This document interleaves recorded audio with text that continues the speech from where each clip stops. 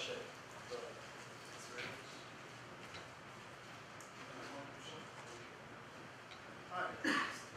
Dark green.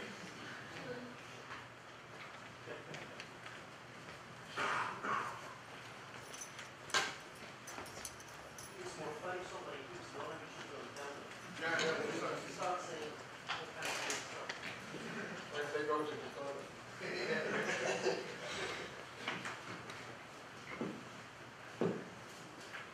Okay. Alright, so first of all, thanks to Bob who kindly donated me his laptop. In my jet-lagged state, I managed to forget to bring mine. So anyway, apparently I have to pay royalties later. My talk is about Hardy Non-locality. I had a paper with Tobias Fritz from a couple of years ago. I had a paper with Tobias Fritz a couple of years ago in which we proved certain completeness theorem. Don't worry if the terms in here don't make sense to you just yet. I'll explain all of this in the next slides. We thought this theorem was very nice as a mathematical result in itself, and also quite nice foundation. It was a nice foundational insight. What came as a surprise later is that there are many consequences and applications of this, and it's those that I really want to tell you about today. So I'll begin by just explaining this completeness result that we had.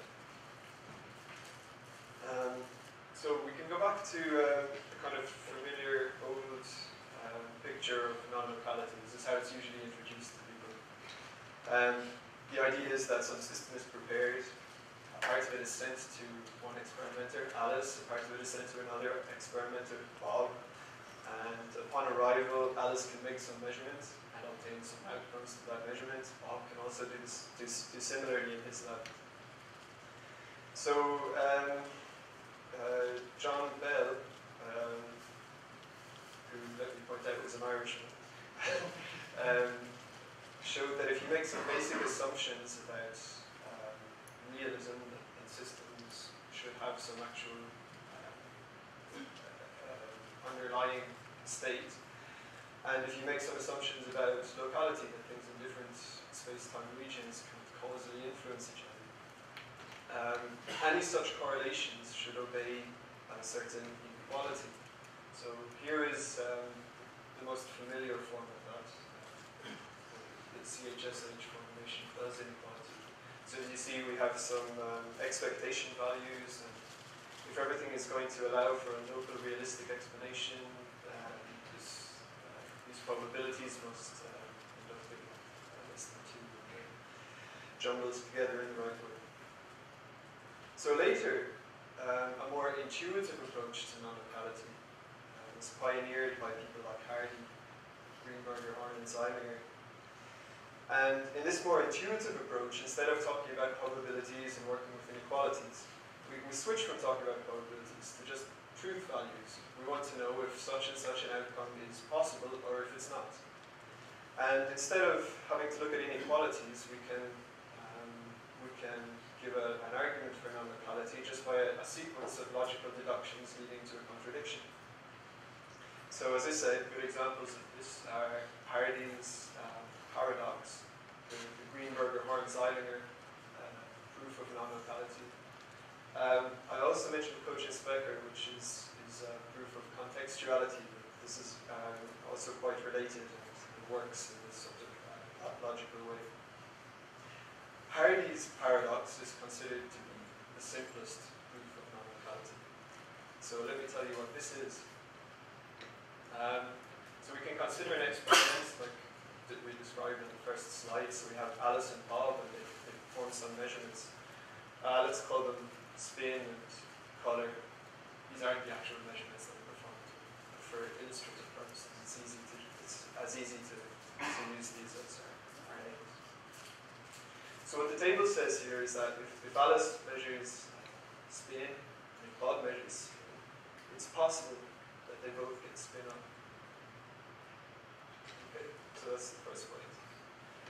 The next point to note is that if Alice decides to measure spin and if Bob decides to measure color, it's never possible that Alice gets spin up and Bob gets color whites.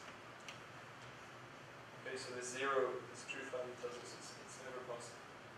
Similarly, when Bob decides to measure spin and Alice measures color, it's never possible to get up and white together. From this we start to make some deduction. We say, okay, well, since up and white are never recorded together, we deduce that when the spin of one system is up, the other system must have color green. So this seems all quite reasonable so far. And the next thing we say is, well, okay, up is possible.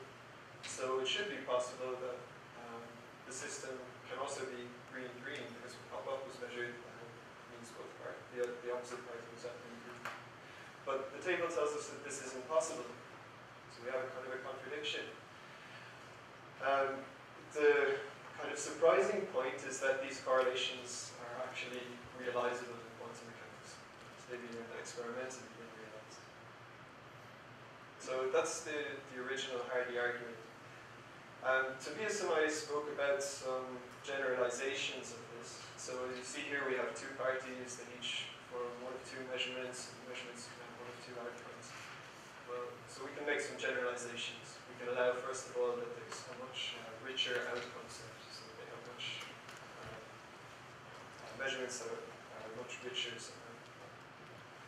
Then we can still give a very similar argument if we just kind of coarse-grain outcomes. So we can define a Hardy paradox in this situation as well. Another generalization we can make is that we can just allow many more measurement settings on Alice and Bob. So instead of just allowing them to measure one of two things, we can allow them to measure an arbitrary number of things. And here we say that correlations are Hardy non-local if some sort of subset of two of Alice's measurements and two of Bob's measurements still allows the Hardy argument. Going even further, we can talk about more than two parties. So we can talk about three parties if we like. We start to get this kind of more complicated three-dimensional picture. So here we think of this as Alice's first measurement, Alice's second measurement, Bob's first measurement, Bob's second measurement, and then Charlie's first measurement and second measurement. The blue square here we could read as saying that Alice, Bob, and Charlie all measure spin. It's possible for them to all get outcome up. So there we are. We can talk about Hardy non-locality for all NKL scenarios. So these are scenarios where we have n parties, we have k measurement settings per party, and we have L possible outcomes to any measure. What Tobias and I showed is that for all 2K2 and for all 2L scenarios, Hardy non-locality and logical non-locality are equivalent.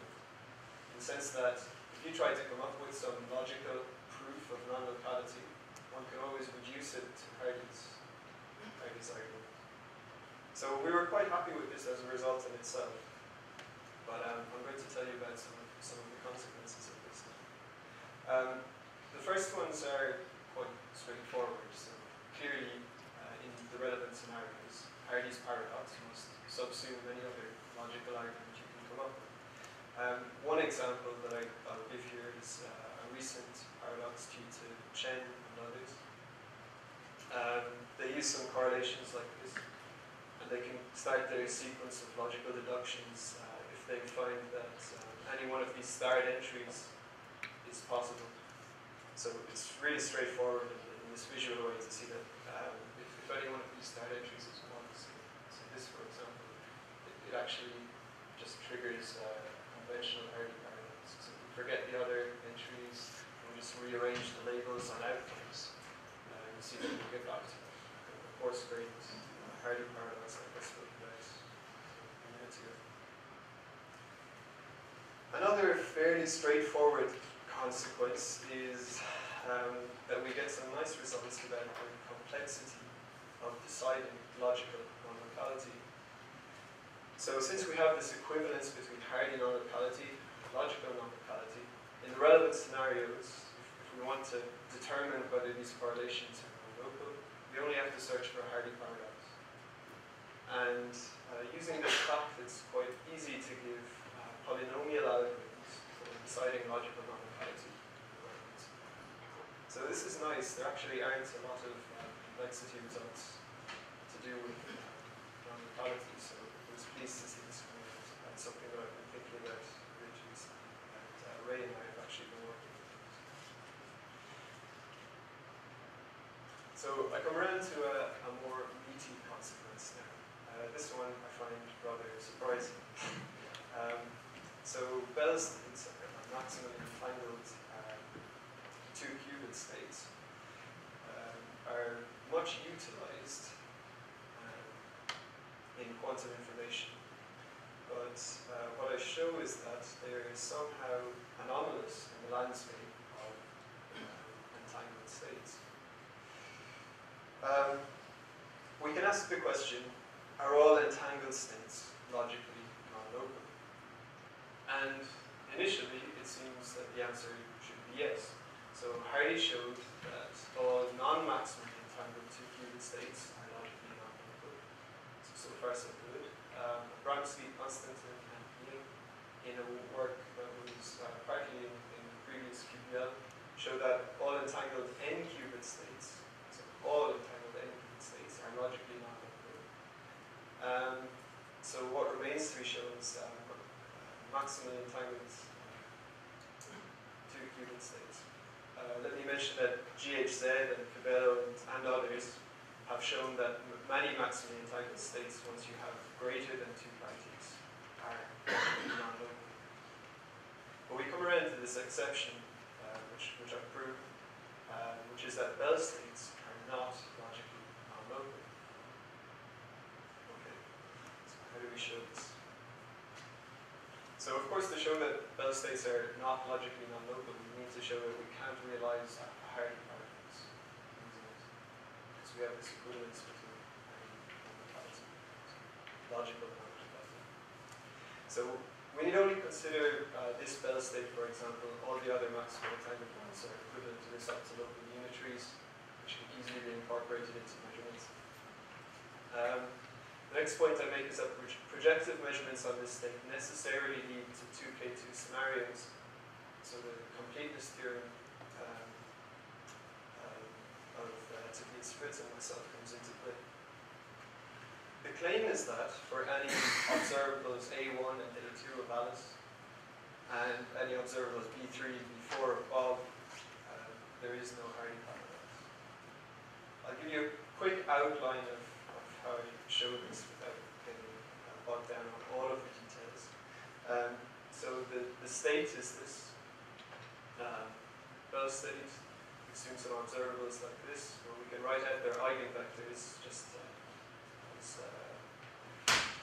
as vectors on the blocks here in this way. So, in terms of the block coordinates. We can calculate outcome probabilities. The probabilities themselves aren't important. What's relevant to notice here is some symmetry in the outcome probabilities. So for any measurement of Alice and of Bob, we find that the probability of getting outcome 0, 1 is always the same as the probability of getting outcome 0. Similarly, the probability of getting outcome 0, 0 is always the same as getting outcome 1, 1. Okay, if we put this symmetry in the probabilities together with the assumption that our correlations must be no signaling, I've heard quite a lot about no signaling already today. So all quantum correlations obey no signaling. So this must be a case of its quantum universal. And furthermore, if we ask that the correlations are logically non-local, so we ask that they contain Hardy paradox, it's very easy to deduce that the correlations must have the form of this table for some q which is greater than 0 and less than or equal to 1. So the question now is, for any q, can I realize these correlations mechanically? Well, the first thing to notice is that if q is equal to 1, this thing just looks exactly like the PR box. We know the PR box isn't quantum realized. But then we might ask, okay, for any q lying between 0 and 1, this isn't possible. If we look at the context highlighted in red, so if we look at this one for example, and a straightforward deduction says that A1 is necessarily equal to B3 is necessarily equal to plus or minus x by the x operator. And by looking at each of the contexts, we deduce that A1 is equal to A2 is equal to B3 and they're all plus or minus by the x operator. Okay, but this implies that the final square must look exactly the same, that q is equal to 0. And so it's impossible to get a non-local set of quantum correlations. Right, so there we are. We arrive at this conclusion that Bell states are really anomalous in the landscape of entangled states. I'm going to finally talk about one other consequence. And this deals with the paradoxical probability of witnessing Hardy non-locality. So it's often said that Hardy's proof is an almost probability-free proof of non-locality. So we only consider truth values, but of course when you try to do the experiment, you do have actual probabilities. And the probability of witnessing a particular outcome that triggers our sequence of deductions is obviously very relevant. So there are experimental motivations for maximizing this paradoxical probability. And so it's often considered as a measure of the quality of Hardy non-locality. A lot of work has gone into this, into improving probability and pushing it up higher and higher. So Hardy's original models had a paradoxical probability of 0.09 roughly. The actual number was related to the Bowden ratio, interesting. And then various attempts at push it up. So there was a ladder paradox due to Hardy and others, which showed that as I let the number of measurement settings tend to infinity, I can get this up to 0.5. Gosh and others showed that for a particular tripartite system, I could get the paradoxical probability up to 1/8. Chowdhury showed that for a non-quantum, no signaling set of correlations, I could get up to 0.5. And the paradox of Chen and others that I showed you moments ago said that if I allowed the number of outcomes to measurements to tend to infinity, I could get up to about 0.4. So what I believe I've done is knocked this on the head and actually shown that it is possible to get the paradoxical probability as high as 1. So to get Hardy non-locality with certainty. Okay, so can I get it completely probability free? Can I even make it so that this probability doesn't matter? Well, recall this Chen paradox that I showed you a little while ago. As I pointed out, what they're doing is summing, so their paradoxical probabilities is the sum of all of these red entries over here. And as I pointed out earlier, it's the sum of paradoxical probabilities of individual original Hardy paradoxes. So, if we're allowed to sum paradoxical probabilities in this way, we can easily achieve Hardy non-locality with certainty. A simple example is the PR box.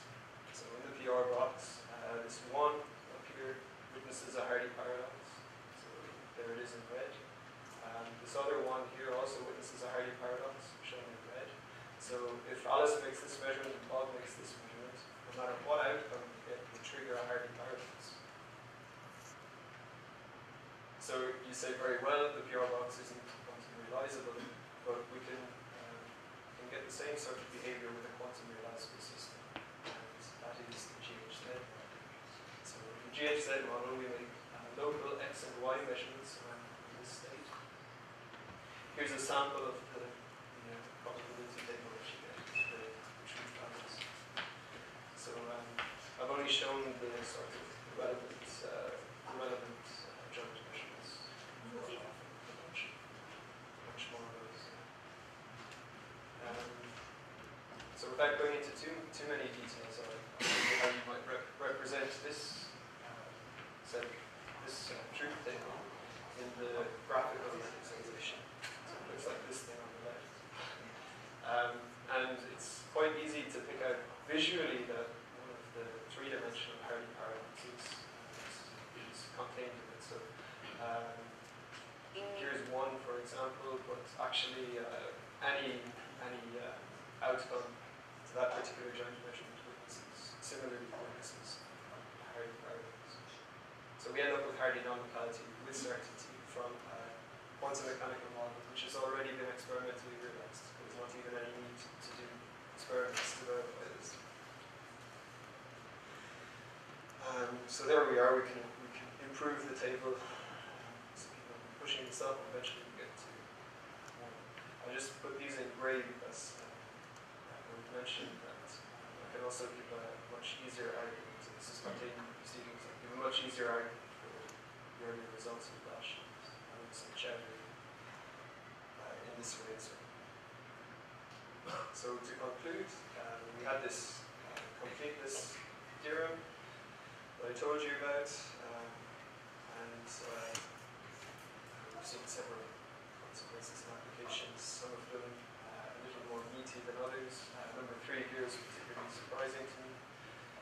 And number 4 is kind of neat, it's really not sort of based to prove paradoxical probabilities. So thank you very much. Questions? Yes.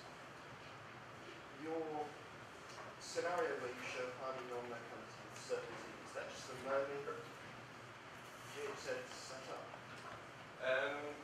Yes. But that's already known and well understood. I mean, right? So.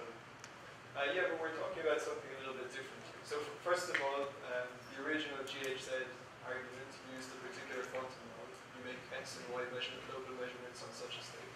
The Mermin argument is a kind of a refinement of this. It's a nice packaging of their result and a nice logical explanation of what's going on. So yes, they give a logical argument. It's not a logical argument of the Hardy form. What I show is that no matter what outcome you obtain, so for any particular measurement context, no matter what outcome I obtain, I can give an argument of the Hardy form, beginning with this observation. Does this make sense? Right, but as far as the traditional Mermin argument is concerned, that was already a scenario where with certainty you would get some classically logically contradictory result. That wasn't already understood. Yes, I think this was understood. I don't think anybody was so concerned about certainty here. So the paradoxical probability is really something that has concerned people about the Hardy form of logical probability. And the GHZ Mermin one is not of the Hardy form. Stay making faces. Very happy. Yeah. There's Bob and Peter. I think you use all the combinations of methods, right?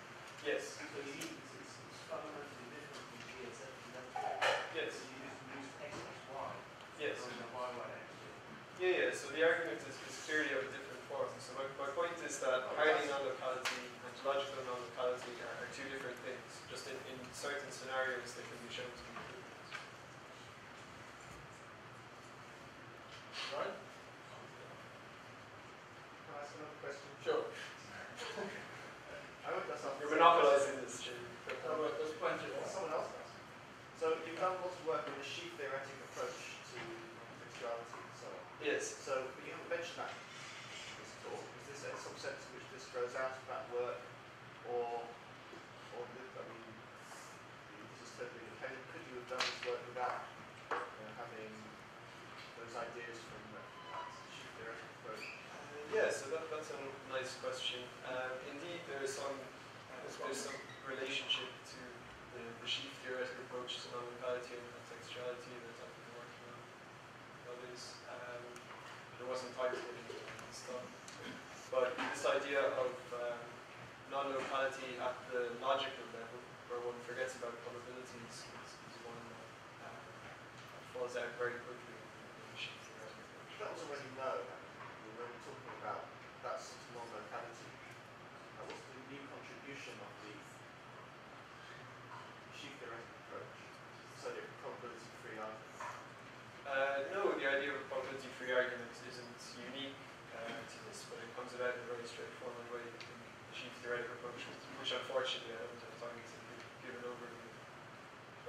certain notions, certain hierarchy of contextuality, of logical non-locality being stronger than non-locality of form and so on, flows out from this. And indeed, there were many new results in there.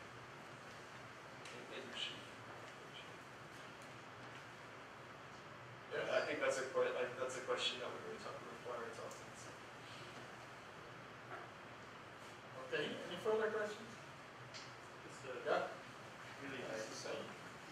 this theorem that you mentioned, is that only for those scenarios, or is there yes, so we've actually shown that this equivalence breaks down as soon as possible once you jump outside of these scenarios. So once you go to 3, 2, 2, it breaks down. Once you go to 2, 3, 3, it breaks down. Any ideas why the maximum tables previous days are somehow said to be less vulnerable than the others? Yeah, so it's a really curious situation.